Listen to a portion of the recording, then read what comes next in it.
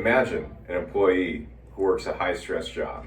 They have to demonstrate their knowledge, skill, and other attributes in order to perform their job on a daily basis.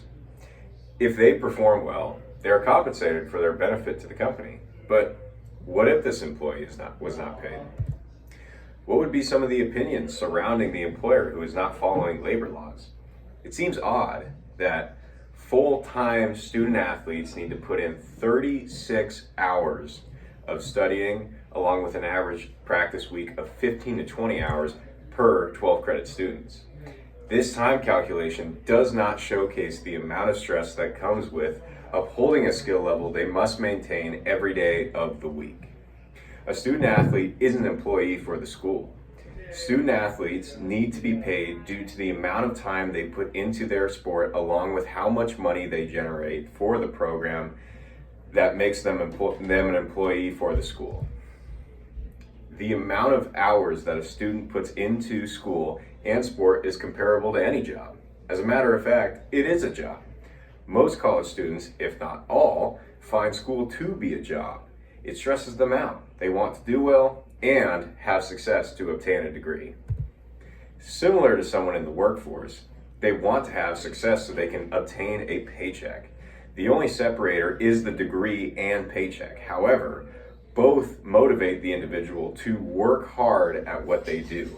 Both the student athlete and employee have hours they must put in. But the student athlete puts in more hours than the average 9-to-5 employee. An article released by David Fletcher explains the schedule of a student athlete. He views the life of a student athlete to inform his audience of what it is like to play at the next level. In this article, he writes, generally speaking, a college athlete will have 3 hours of classes per day. On average, they'll also be at practice for 2 hours a day, with 1 hour either side for prehab and rehab. Now, when examining Fletcher's point of the schedule being tough, the amount of credit hours studying is not factored in.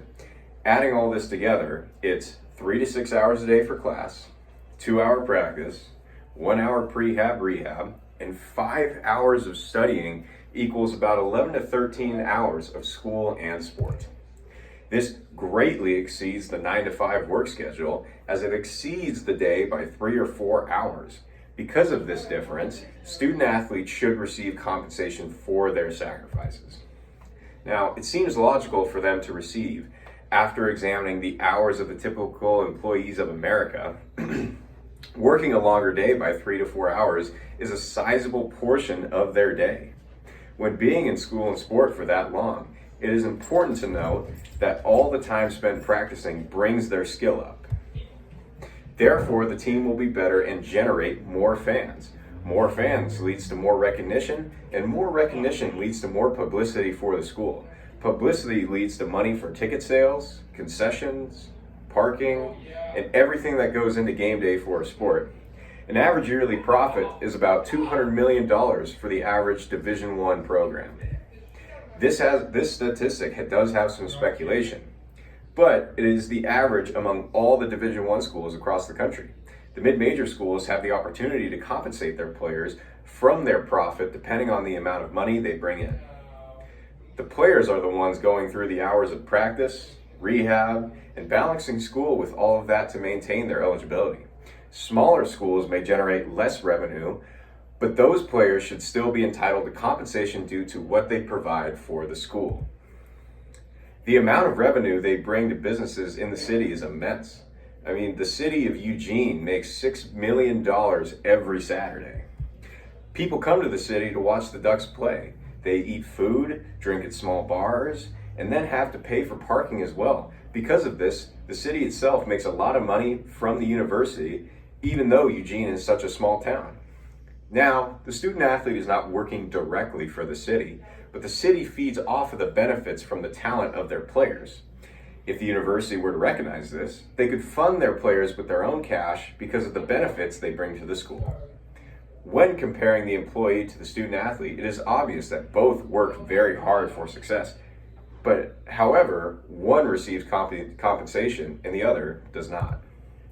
Allowing all student athletes to receive some form of payment for what they provide to the school could help the student athletes who come from poverty or are just a broke college student. Payment could constitute more incentive to play better and work harder in their sport and in the classroom. Just like the workforce, offering compensation for the effort of the athletes could make them chase success that much more. Though, if one athlete is paid, all must be paid. Each athlete, despite how skillful they are, is working hard in the classroom and on the field. Because all athletes must be paid, there must be an effort to publicize the smaller schools in the NAIA League. Schools like Lewis and Clark State College, Southeastern University, and the University of British Columbia bring in a sizable amount of fans to all of their athletic programs. The schools within the NAIA do not offer NIL deals the same way the NCAA offers them. Schools in the NCAA have the power to pay their athletes for what they bring to the school. Now, the NAIA should adapt this policy because it would ultimately lead to an increase in skill level in the game. Already, even though the NIL deals were put in place as of this year, the NCAA has had a massive increase in the skills of the athletes in their respective sports.